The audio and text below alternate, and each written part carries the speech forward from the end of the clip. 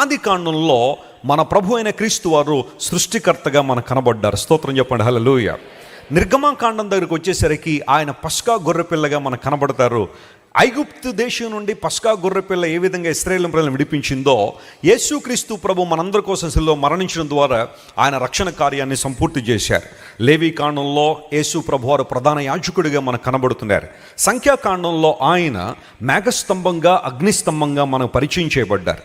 ద్వితీయోపదేశ కాండంలో మన ప్రభువుని యేసయ్య మోషే వంటి ప్రవక్తగా పరిచయం చేయబడ్డారు.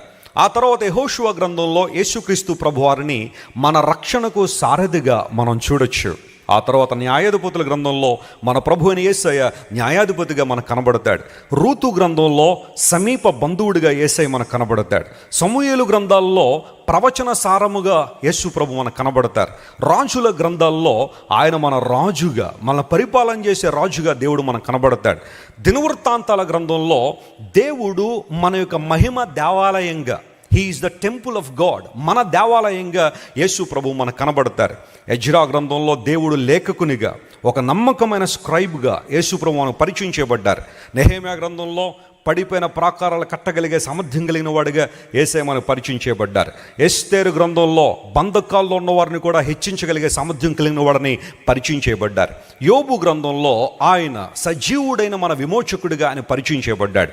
కీర్తన గ్రంథంలో యేసు ప్రభు మన కాపరిగా, ఆ తర్వాత సామెతల గ్రంథంలో యేసుక్రీస్తు ప్రభు మన జ్ఞానముగా, ప్రసంగి గ్రంథంలో యేసుక్రీస్తు ప్రభు మనందరి యొక్క ఉత్తమ ప్రసంగికునిగా లేదా ఉత్తమ బోధకునిగా యేసు ప్రభు మనకు కనబడతారు.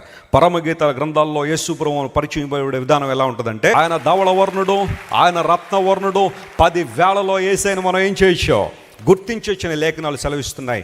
యెషయా గ్రంథంలో యేసు ప్రభు మన సమాధానకర్తగా కనబడతాడు. ఇర్మియా గ్రంథం విలాపవాక్యముల గ్రంథంలో యేసు ప్రభు మన కొరకు విలపించువాడుగా, విజ్ఞాపన చేసేవాడుగా యేసు ప్రభు మనకు కనబడతారు. యెహెజ్కేలు గ్రంథంలో దేవదేవుడు నరపుత్రుడిగా మనకు పరిచయం చేయబడ్డాడు. దానియేలు గ్రంథంలో అగ్నిగుండంలో సైతం 3 పాటు 4వ వాడుగా ఉన్నవాడుగా యేసయ్య మనకు కనబడ్డాడు. దేవుని నామమునకు స్తోత్రం కలుగును గాక, హల్లెలూయా. ఆ తర్వాత హోషేయ గ్రంథంలో యేసుక్రీస్తు ప్రభువారు మన పెండ్లి వరుణుగా ఆయన పరిచయం చేయబడ్డారు. యోవేలు గ్రంథంలో పరిశుద్ధాత్మ ద్వారా మనల్ని అభిషేకించు దేవునిగా యేసు ప్రభువును పరిచయం చేయబడ్డారు. ఆ తర్వాత ఆమోసు గ్రంథంలో దేవుడు మన భారాన భరించువాడుగా కనబడతాడు. ఓబద్యా గ్రంథంలో దేవుడు మన పక్షంగా పోరాడువాడుగా యేసుక్రీస్తు ప్రభు మనకు కనబడుతున్నారు. ఆ తర్వాత యోనా గ్రంథంలో ఆయన మనల్ని క్షమించే దేవుడిగా కనబడుతున్నాడు. మీకా గ్రంథంలో కనికరము చూపుట్టులో ఆయన అసమానుడు అనే మాట లేఖనాల్లో మనం చూస్తాం. హబక్కూకు గ్రంథంలో యేసుక్రీస్తు ప్రభు గొప్ప సువార్తికునిగా మనకు కనబడతారు. ఆ తర్వాత నహూము గ్రంథంలో దేవుడు తన ప్రజల పక్షంగా పోరాడువాడిగా మనకు కనబడుతున్నారు. జెఫన్యా గ్రంథంలో యేసుక్రీస్తు ప్రభు మనల్ని సమకూర్చువాడిగా కనబడుతున్నారు. ఆ తర్వాత హగ్గై గ్రంథంలో ఆయన మనల్ని శుద్ధి చేసే ఓటగా కనబడుతున్నాడు. జకరియా గ్రంథంలో యేసుక్రీస్తు ప్రభు వారు మనల్ని చిగురింపు చేయువాడని లేఖనాలు సెలవిస్తున్నాయి. ఆ తర్వాత మలాకీ గ్రంథంలో ఆయన మన నీతి సూర్యుడిగా కనబడుతున్నాడు. దేవుని నామమునకు స్తోత్రం కలుగును గాక. This is the picture of Jesus Christ in the Old testament.